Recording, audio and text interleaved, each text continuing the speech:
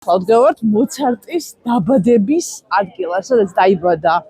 მოცარტი 27 იანვარს 1756 წელს. თავდაპირველად სახლი იყო მე-12 საუკუნეში აშენებული.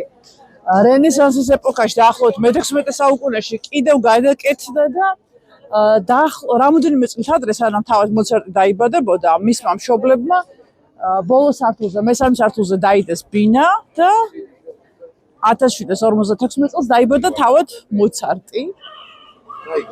და რამით განახოთ, ალბათ შეამჩნევდით, რომ აი ეს ზარები ჯერ კიდევ რამოდენიმე საუკუნის წინ ფუნქციონირებდა, ეხლა არ მგონია რა თქმა უნდა, მაგრამ ზალცბურგში ძალიან ბევრ სახლია ეს ზარის დასადეკის საშუალება. ყველა სართულზე არის, აი ჩანს ხო?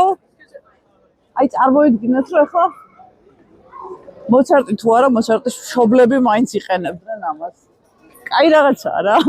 ძალიან